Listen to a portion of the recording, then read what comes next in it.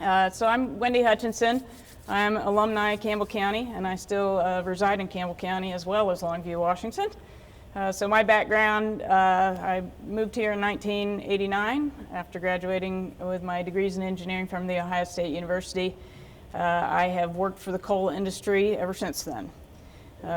I'm actually, there's only like one person here that probably remembers the Carter Mining Company, but that's where I started, right there. Noreen's husband actually hired me, so that's how far back we go back with the Kasperick family. So anyway, I worked here and then went down and worked for Thunder Basin Coal Company for 18 years before I had the opportunity to work on the coal export terminal in Longview, Washington. So it's been a grand adventure. My husband still commutes back and forth because we do ranch in Weston, Wyoming, just north of here, about 35 miles. And certainly am so happy when Jason said, "Would you like to do a conference in Gillette?" And I said, "Oh, yes." So that's my background. So I do have late breaking news. This is the most exciting thing happening. This is the headlines from the Daily News, which is the newspaper in Longview, Washington, the town that we're located in. Basically, we did have our draft environmental impact statement from the Corps of Engineers published on Friday. Happy birthday to me. It was my birthday, so I know they did that on purpose. But that was the headline out of the Daily News, essentially, that the coal terminal won't damage tribal fishing. It has a lot of other good and exciting things in that 3,000 odd page document, if you will. But that's the one that's probably of highest interest, mainly because that has been a problem for the other coal terminals that have been trying to get permits in the Pacific Northwest. So what are we doing here, and where are we located, and who are you guys anyway, and don't you live in Seattle? No. Basically, we put this slide up because a lot of people don't even know what the coal's used for. That was an early question we got. Coal is used to make electricity. But basically, this is a great location for us in Longview, Washington. Obviously, we are serviced by the great Burlington Northern and Union Pacific railroads for our terminal, that we can service either the north or south coming out of the Powder River Basin to the terminal, including actually the coal fields into Utah and Colorado as well. We would all have access to through us. We are owned by Lighthouse Resources, and we have also Cloud Peak Energy and Arch Coal have throughput rights through our terminal. So just a close-up there, Longview, Washington is about 60 miles inland from the ocean. We're about 50 miles north of Portland, Oregon, and it's a great town for this. It's really where the Western railroads meet the deep water ports to take access to Asian markets. This is an aerial view of Longview. Longview is a town built on industry. It was actually built by the timber industry. We're on a very industrialized stretch of the Columbia River. In fact, when the city was first formed and planned, the entirety of the Columbia Rivers was zoned industrial. I like to say our address is 4029 Industrial Way. It is not Riverside Drive.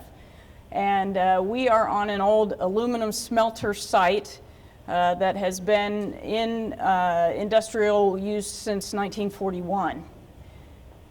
This is a close-up shot of the site. It's about a 530-acre site. The smelter broke ground in 1941. From the time they broke ground to the time they were making metal was 6 months. We are not quite on the same schedule with our project. The smelter expanded in 1968.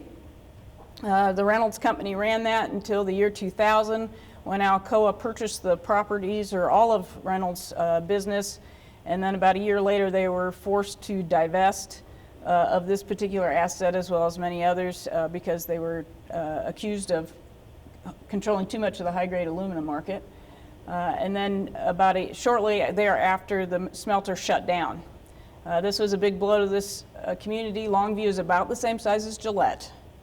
When the smelter shut down, they lost 900 good family wage jobs. And restaurants and other support activities and businesses closed within 3 weeks of the smelter being shut down. So it just really goes to show you the impact of the indirect jobs to communities, as we all know. Next slide. We are an operating port. We do handle cargo there. We are also looking to expand the bulk terminal to other products besides coal. We do handle a small amount of coal today for Weyerhaeuser, is our next door neighbor. So this is your coal. First coal irony of the day is that we handle they have wet woody waste, as you might imagine a timber company would have, that they would like to burn and make steam from that, but it is too wet and woody to make steam, so they have to add coal to it. They get a biomass credit under the renewable standards for burning wood, but they have to have coal to make that possible. But it is an old smelter site that was never officially closed down, so we are in partnership with Alcoa to do the final cleanup of the smelter as well. We are an operating port. We have 30-some employees. Safety is important to us. We've gone over 4 years without a lost time accident. We unfortunately just had a recent reportable injury, but most important is that last number, that 2,093 days without an environmental violation is, we have not had an environmental violation since Millennium purchased the property in 2011. So that is our commitment to the environment and to safety of our workforce as well and the community. So one of the interesting things about this thing is in the time that the smelter shut down and before we got on site, there's about 7 years in there that a private entity was trying to make a working port of it. But they did this interesting job of trying to do all this without permits or even engineering. And the partnership ended up being sort of a bit of an industrial hoarding type facility, and a lot of the folks locally saw the mess that was created there. So I think a picture's worth 1,000 words, so I'll have you show the next slide. So that picture on the left you can see is the courtyard of the facility. When we purchased it, it was full of a lot of junk, and every building was full of stuff, and including furniture. We've donated hundreds and hundreds of pieces of furniture to the local community. We laugh about every nonprofit in Longview has the exact same furniture now. There was bulk materials in every building, and my favorite thing is there were 2 pallets of Thigh Masters on site. That the guy was so smooth, he actually gave a Thigh Master to all the gals in the office on Valentine's Day. So this was the mess we were cleaning up from as well as the long-term smelter cleanup too. And the community has been able to see us conduct that cleanup as we have been on site there for almost 6 years now. So this will be my first video test here. This is the 1941 era buildings being taken down.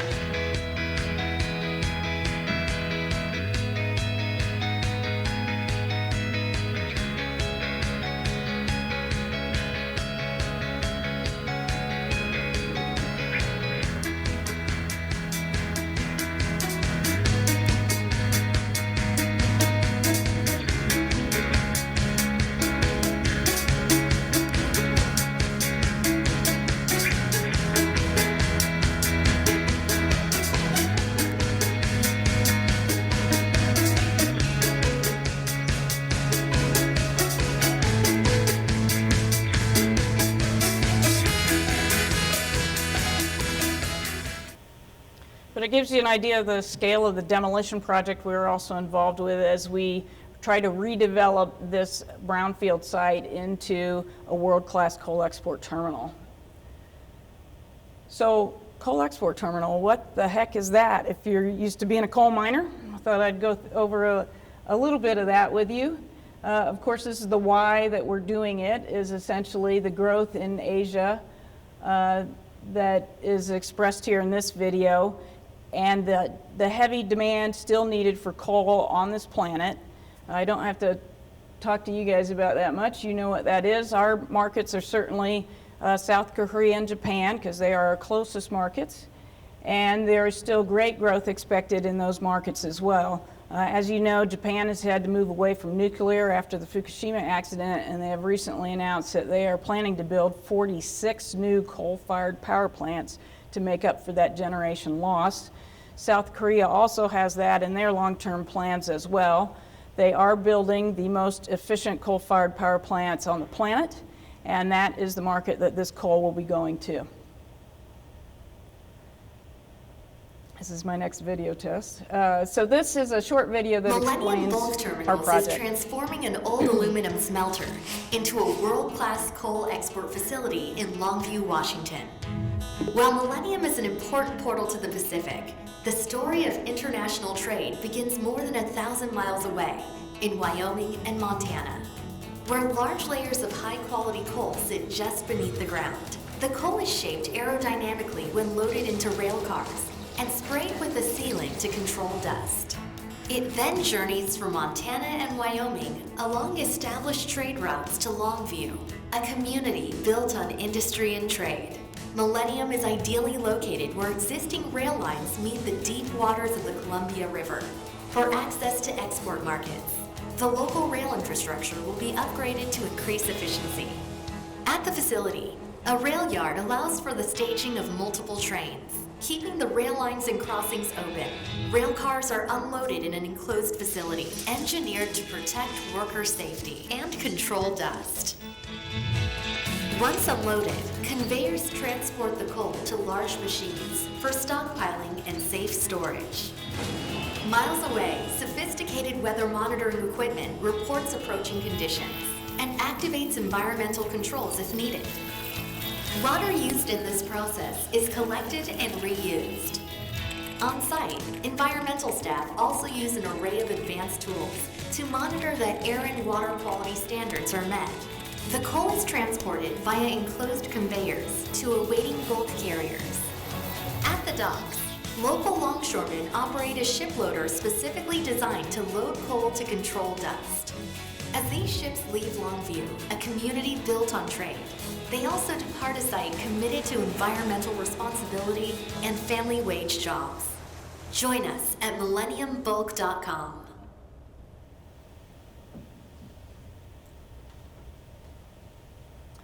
So the project does have significant benefits to the local community as well. It'll be over a couple thousand jobs during construction, and then 135 permanent family wage jobs, as well as adding up obviously those indirect jobs as well. Also significant into the tax base, $46 million during construction, $5 million annually thereafter.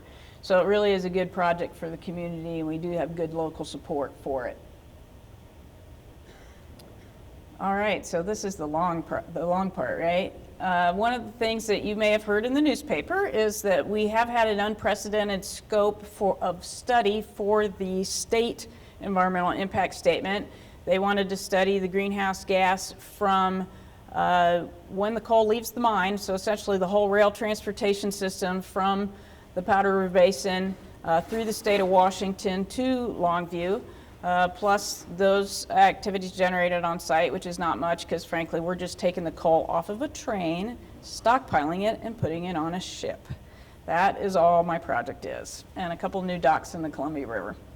Then they did study, of course, the transport of that coal from Longview, Washington to Asia, and then the end-use combustion of that coal as well. All that was thoroughly studied in the state environmental impact statement.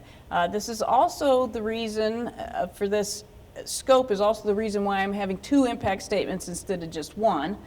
And so we have a state environmental impact statement that's being run by the state and the county, and then a separate federal Corps of Engineers study that's being done separately, mainly because the federal government at that time did not want to get drug into the expanded scope and politics of the state of Washington in their draft impact statement. This top bar basically shows you what's going on with the state. We have already gone through our public comment on the draft environmental impact statement, and they are working on the final EIS as we speak, and we expect that to be issued during the first part of 2017. This is here where we're at on the federal EIS. It just published Friday. There'll be a 60-day public comment period. We're right in there right now. We expect the final EIS to be issued mid-2017. Once that's done, then permits can start being issued. This has been a long process. We did submit permits in February of 2012.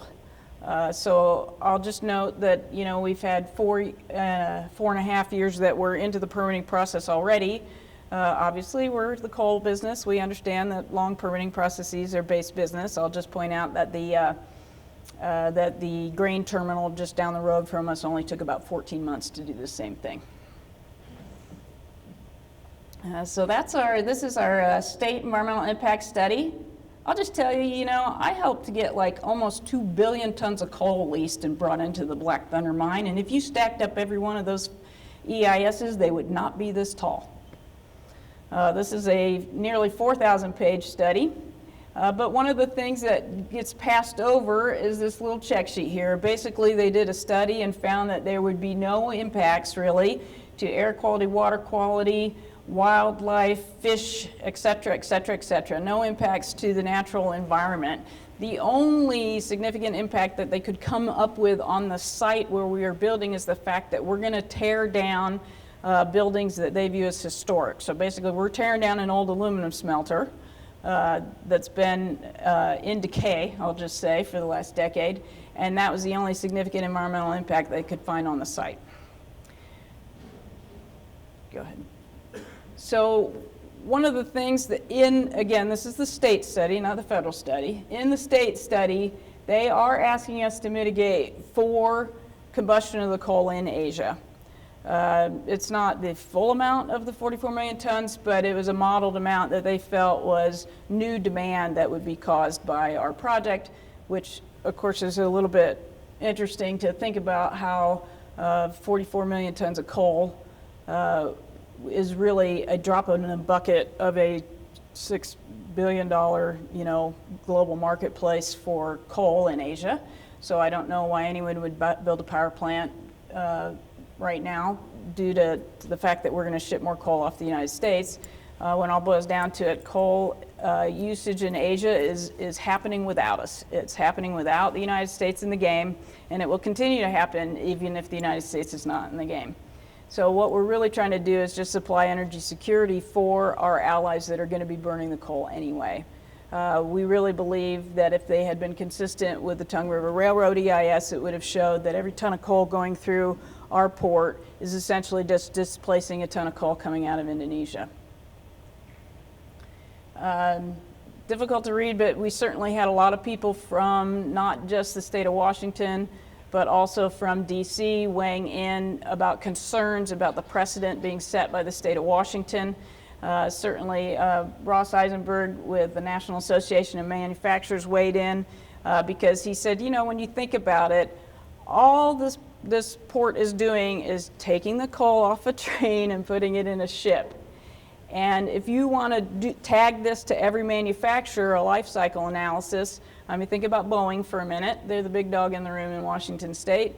But if they have to mitigate for every ounce of jet fuel that a Boeing plane generates in its 30-year life cycle, then that's, you know, that adds up. And so where is it going to end? Certainly we want to be responsible corporate citizens. We certainly will mitigate for the CO2 emissions that we're generating, and we want to be part of the solution, and that's why I applaud the state of Wyoming and the Integrated Test Center and these other projects going on, because they can help be this solution. But to ask one little port project to mitigate for Asian burning of a product or the end use of the product in Asia is really quite a stretch of the regulatory process. We do have strong local support in Longview, contrary to what you might read in the international papers on this project. We had a big public meeting in the spring. We had over 600 folks show up in support of the project, including several politicians, and we did get endorsement also from the local newspaper there in strong support of the project as well. We appreciate the fact that the state of Wyoming weighed in on our draft environmental impact statement. Governor Meade weighed in as well, and we'll take the next slide. in a minute. But one of the things that I think important to the states, of course, is your product here, whether it be coal or wheat or anything else, if you can't get it to the Asian marketplace, it loses value. And this infrastructure is important for all these products. And that's why not just the state of Wyoming and not just the state of Montana, next slide, but also the states of Utah and the state of South Dakota also commented in our public comment period, because this is a critical infrastructure project, not just for coal, but it helps uplift all the products that have to move along the rail lines, including agricultural products from South Dakota. I like this poster. My boss took this picture when he was in Japan visiting. This is not how our country views coal, as a nice gift from the earth, which is what it is to help provide energy security. But it is really what it is. It provides electricity into the Asian market. It's jobs for Americans. It is a energy supply. When you think about Japan and South Korea, their grids aren't connected to somebody else's. So if they run out of that fuel at that power plant, they start shutting things down. And for them, for those two countries that are our nearest democratic allies, they are importing 96% of their energy needs. And I don't know why the United States wouldn't want to help supply that. I often say they sent guys my father's age over to South Korea to fight for that democracy, and we're not willing to send them coal. Does that make any sense to anybody? There's a commercial that we've run that really does explain the project. Longview is a hardworking town with a global impact. Our economy is built on trade, and the Columbia River is our gateway. Logs and grain pass through our local ports to help build and feed the world. And soon Millennium will add energy to that list with a cleaned-up rental site as its home. We're making a difference, and we're putting people back to work by creating hundreds of local family wage jobs along the way. Millennium, growing jobs and expanding trade, right here in Longview. So the funnest part about the commercial is those are real people, those are our employees, those are not actors. So one of the things I want to point out, because I have people from Wyoming and Montana say, well, what can we do to help? And I just want to say, your voice is important, and there's a lot of ways for you to speak. I use this as an example. This is a letter to the editor from Sean Dorr. He read an article in the Gillette News Record, and that inspired him to write a letter to the editor to the Daily News in Longview, Washington, basically saying that, I have a decorating shop right next to the railroad track. I have never had coal dust on my white pickup truck, and you need to know the truth and understand that. And so I am shamelessly making a pitch that if you do any redecorating, you should go down to Two Guys Deco, because Sean cares about your business, so we should care about his. But that is something, when this appeared in the Daily News, I was like, oh, that's great. So your voice is important, and this is a simple way to get your voice out. Now I'm going to go ahead. If you happen to be in my part of the country in Washington State on October 24th or 25th, we're having our public meetings in regards to the Corps of Engineers draft environmental impact statement. And now I'm going to challenge us all technically. Everybody pick up your cell phone. All right. I know you thought I brought this up there for some other purpose, and I'm going to ask you to type into your browser www.gombtl.com. If this doesn't work, I'm going to be furious. See how that goes? .com.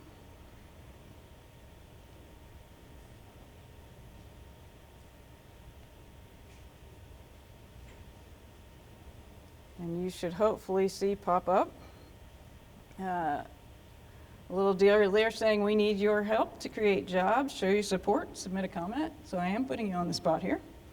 So all you have to do is type your little first name right in there in the from box and hit send. There's a pre-generated comment in there you're welcome to change.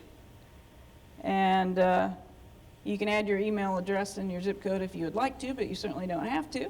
So I encourage you all to have all your friends comment early and often. But it really is a comment in support of this project. We know it's important to the state of Washington. We know it's important to the state of Wyoming, and we think it's important to the nation. We've got a trade imbalance. We've got energy security issues from our allies we want to support, and we think it's a good project. It provides jobs in the United States, and it's a great redevelopment of an old, proud site that we want to make new and proud again. So I'll take any questions.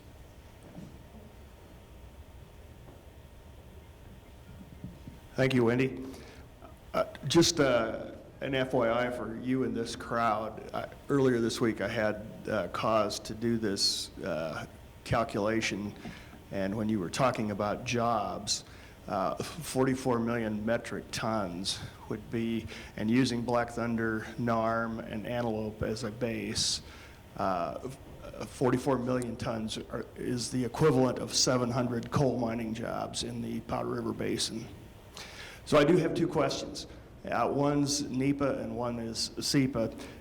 For NEPA, for comments, are there any topics in particular that would be helpful for us commenters to focus on? And second, for SEPA, where can you give us some insight into the process where you are as you're working to the final draft EIS with regard to that SEPA process?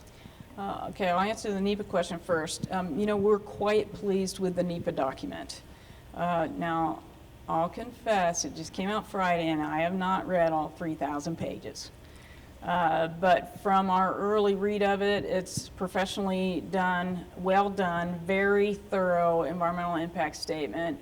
And, it's a here's the facts, just the facts, ma'am document, and we're quite thrilled with that. The SEPA document right now, obviously the technical teams, the government's technical teams are working on responding to the comments that came during the comment period on the draft. I'm sure there'll be quite a few comments in regards to the legality of the mitigation condition that's on there. But really, honestly, all the rest of the document and all the rest of the mitigation was interesting because it certainly was mostly targeted at the transportation systems. Any of the significant unavoidable adverse impacts were rail and vessel related, mostly rail, besides the tearing down of the buildings and some noise issues locally, which are certainly solvable with technology.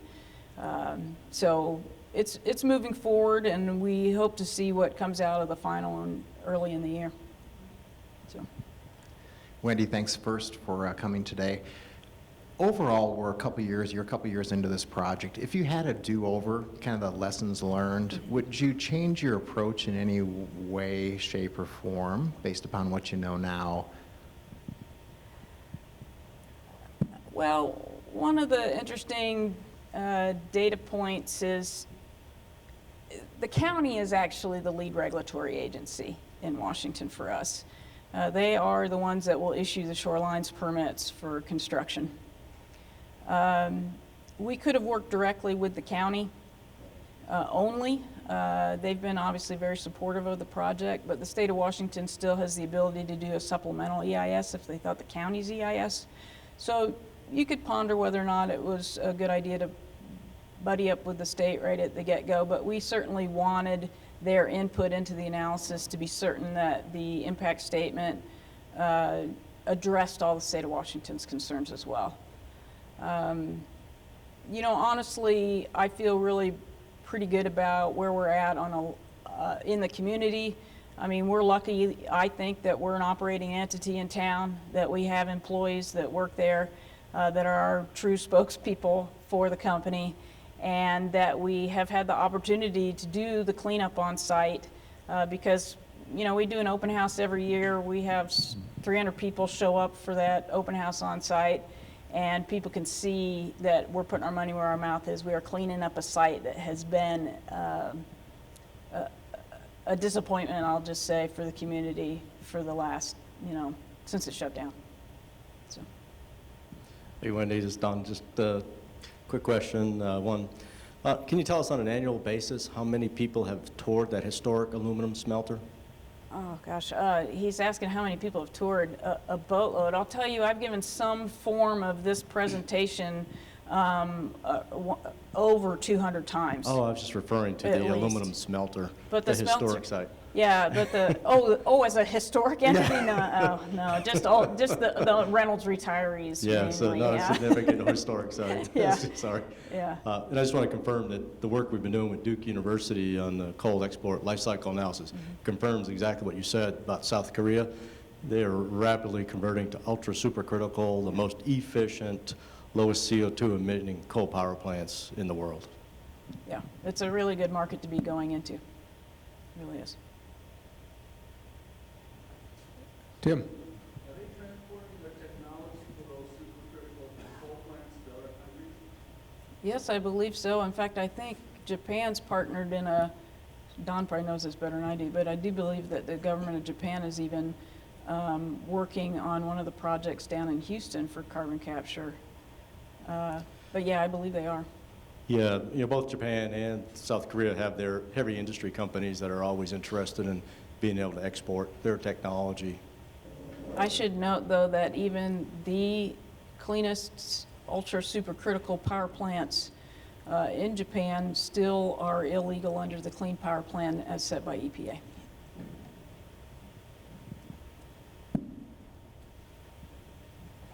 I was wondering on the requirements of making the coal to the Asian market, does the quality of the coal come into it at all? Because by burning our basic coal over there, we'll be burning much cleaner versus coal than coal is working.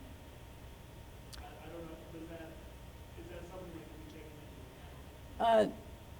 It should be. I'll just say that it should be. I think one of the interesting things, if you're bored and you really want to read the draft impact statement, is, of course, these things in these coal markets are all done using different studies. And there were 4 different modeling scenarios run on the carbon dioxide emissions.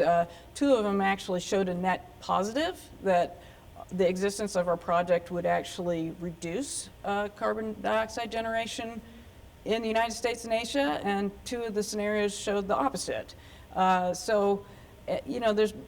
modeling variability, but certainly we believe it's a good project, obviously, and we do believe that there is a path for us to advance some sort of carbon mitigation. And I'll be around afterwards if people have other questions as well. Have any more questions on this project?